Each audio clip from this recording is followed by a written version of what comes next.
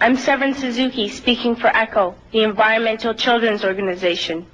We're a group of 12 and 13-year-olds trying to make a difference. Vanessa Seti, Morgan Geisler, Michelle Quigg, and me. We've raised all the money to come here ourselves, to come 5,000 miles to tell you adults you must change your ways. Coming up here today, I have no hidden agenda. I am fighting for my future. Losing my future is not like losing an election or a few points on the stock market. I am here to speak for all generations to come.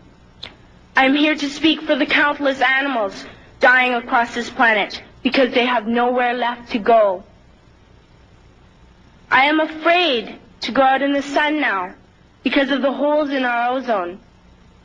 I'm afraid to breathe the air because I don't know what chemicals are in it. I used to go fishing in Vancouver, my home, with my dad, until just a few years ago we found the fish full of cancers. And now we hear of animals and plants going extinct, every day vanishing forever. In my life, I have dreamt of seeing the great herds of wild animals, jungles and rainforests full of birds and butterflies, but now I wonder if they will even exist for my children to see. Did you have to worry of these things when you were my age? All this is happening before our eyes, and yet we act as if we have all the time we want and all the solutions.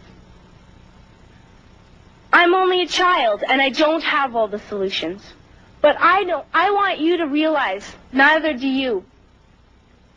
You don't know how to fix the holes in our ozone layer. You don't know how to bring the salmon back up in a dead stream. You don't know how to bring back an animal now extinct. And you can't bring back the forest that once grew where there is now a desert. If you don't know how to fix it, please stop breaking it. Here, you may be delegates of your government, business people, organizers, reporters, or politicians, but really, your mothers and fathers, sisters and brothers, aunts and uncles, and all of you are someone's child. I'm only a child, yet I know we are all part of a family, 5 billion strong, in fact, 30 million species strong. And borders and governments will never change that. I'm only a child, yet I know we are all in this together and should act as one single world towards one single goal. In my anger, I am not blind, and in my fear, I am not afraid of telling the world how I feel. In my country, we make so much waste. We buy and throw away, buy and throw away, buy and throw away, and yet northern countries will not share with the needy. Even when we have more than enough, we are afraid to share. We are afraid to let go of some of our wealth. In Canada, we live the privileged life, with plenty of food, water, and shelter. We have watches, bicycles, computers, and television sets. The list could go on for 2 days. 2 days ago, here in Brazil, we were shocked when we spent time with some children living on the streets. This is what one child told us. I wish I was rich. And if I were, I would give all the street children food, clothes, medicines, shelter, and love and affection. If a child on the streets who has nothing is willing to share, why are we who have everything still so greedy? I can't stop thinking that these are children my own age, that it makes a tremendous difference where you are born. That I could be one of those children living in the favelas of Rio. I could be a child starving in Somalia, or a victim of war in the Middle East, or a beggar in India. I am only a child, yet I know if all the money spent on war was spent on finding environmental answers, ending poverty, and finding treaties, what a wonderful place this earth would be.